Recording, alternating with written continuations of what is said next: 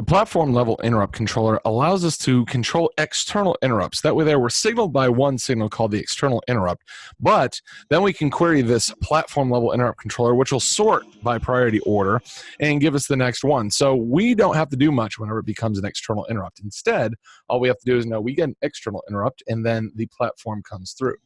So in this case, what you're looking at now on here is Rust, and we've got the priority, the pending, the interrupt enabled, the threshold, and the claim register. So if you'll notice in the actual write-up, the claim register is the same thing as the complete register. It changes the register based on whether we're going to read from it or write to it. So this is all MMIO, and it starts at these base addresses. Now these come from the Sci5 documentation, and Quick Emulator essentially follows those as the base addresses for the PLIC. Now there's many more things that are in the PLIC that I suggest you go on to line 15 here.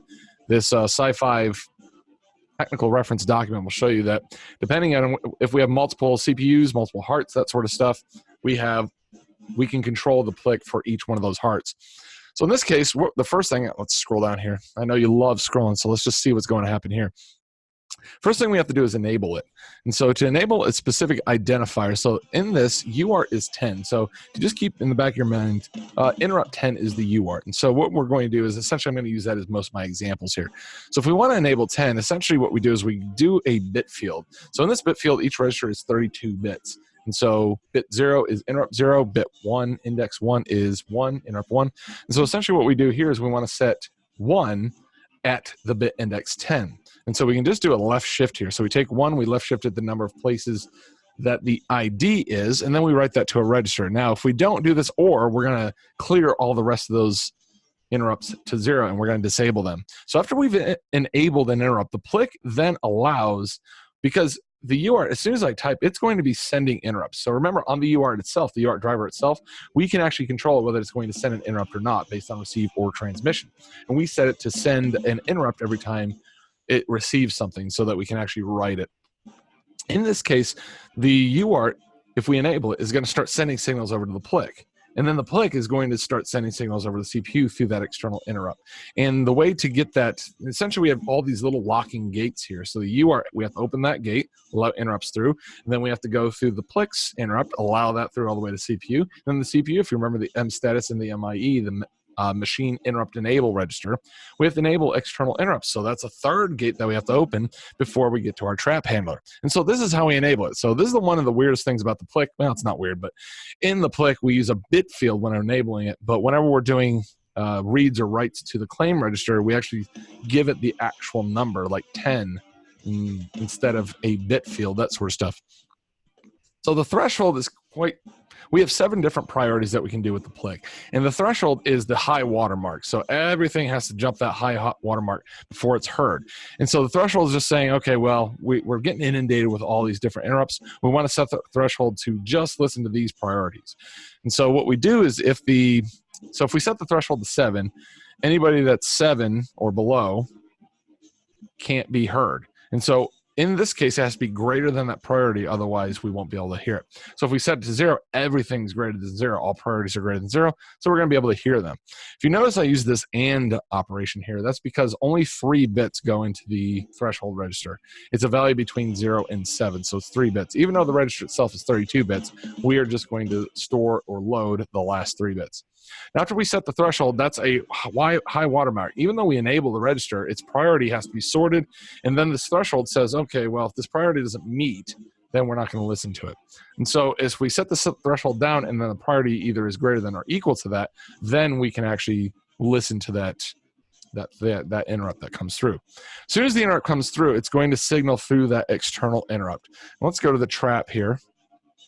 We're going to enter mtrap, and it's going to be an asynchronous 11 right here. That's the machine external interrupt. And when we get that, what we're going to do is we're going to ask the PLIC, like, okay, PLIC, you got something to say. And so we go through the claim complete register. Whenever we read from this register, we're going to claim. And what it's going to do is it's going to provide us with an interrupt number. Remember, the PLIC is automatically sorting these by priority order, and it says here in priority order is the next interrupt you need to service. Now, if the interrupt is value 10, we know that it's the UART. So in this case, I did a little bit of working around with the PLIC so that we return an option. That way there, if claim number is 0, so if you remember, 0 is hardwired to 0. It's not a valid interrupt. So if we get 0, it means somehow we got an interrupt from the PLIC, And when we try to claim it, it's like, hey, I don't have any interrupts for you. So that allows us to do that. So that allows us to detect race conditions, things like that. So in this case, if we have a non-zero, it means it's a good interrupt. We claim it and we send it back over to the trap. So that's what interrupt is going to be right here.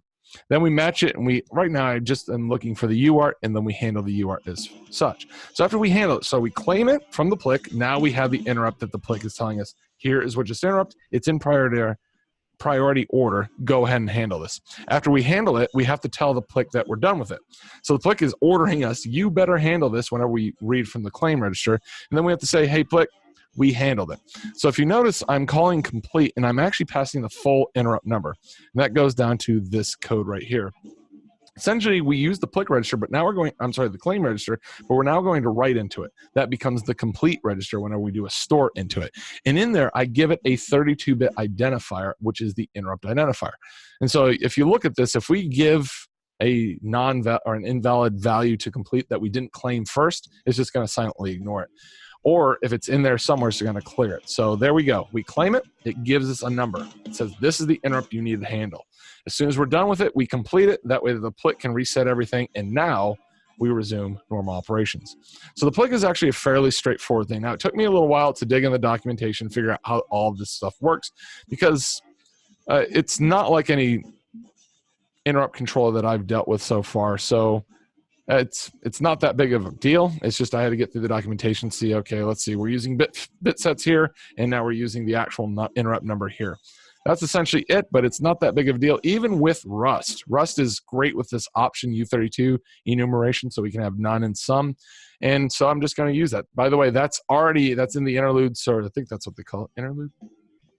I don't know. I might have to edit this, but there you go. So whatever it is, it automatically imports the option. So we've got that. So if we give it a sum, it's going to give it a U32. Otherwise, everything's going to be none.